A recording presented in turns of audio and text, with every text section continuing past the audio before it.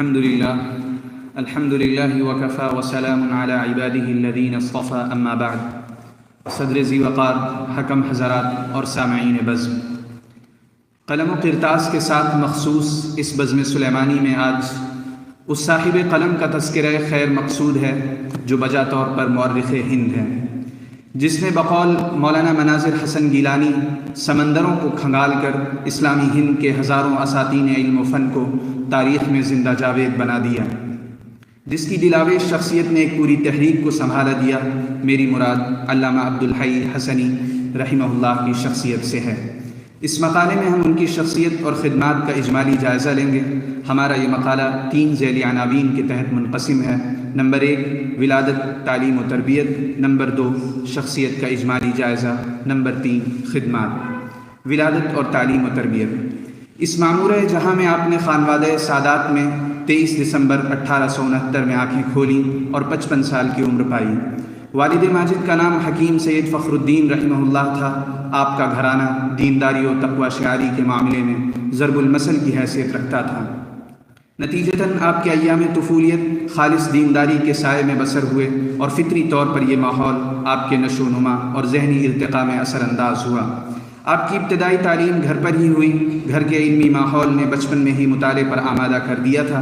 باقاعدہ تعلیم کے لیے آپ نے دیوبند، گنگوہ اور سہارنپور جیسے مختلف علاقوں کا سفر بھی کیا۔ آپ کے اساتذہ میں حکیم الامت اشرف علی تھانوی اور مولانا محمد نعیم صاحب رحمہم اللہ خصوصیت کے ساتھ قابل ذکر ہیں۔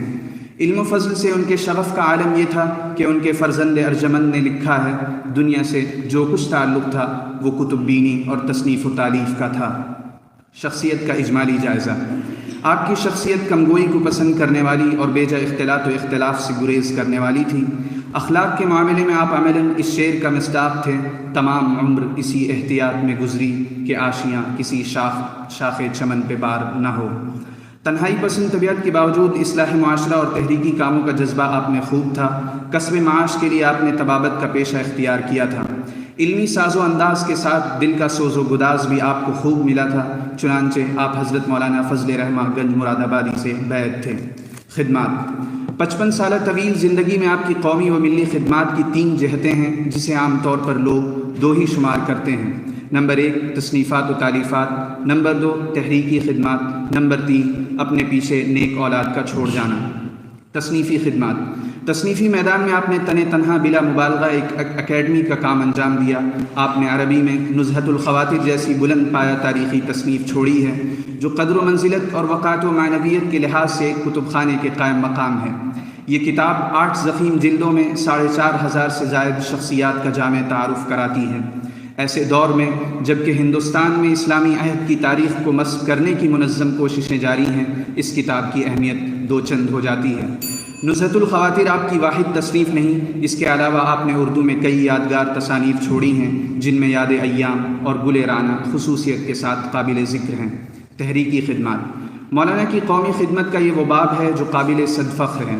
تحریک ندوہ کے آغاز سے ہی آپ اس کا دست و بازو بنے رہے اور اخیر تک تعاون و امداد کا تعلق قائم رہا۔ تحریک ندوہ کے نزاعی دور میں آپ کی کوششوں سے بہت سے معاملات بگڑنے سے بچ گئے۔ اخیر عمر میں آپ نے ندوے کے عہدہ نظامت کو بھی بحسن خوبی انجام دیا۔ اس مقالے کو تیار کرنے میں ہم نے کتاب حیات عبدالحی کے مختلف گوشوں سے استفادہ کیا ہے۔ وآخر دعوانا الحمدللہ رب العالمین۔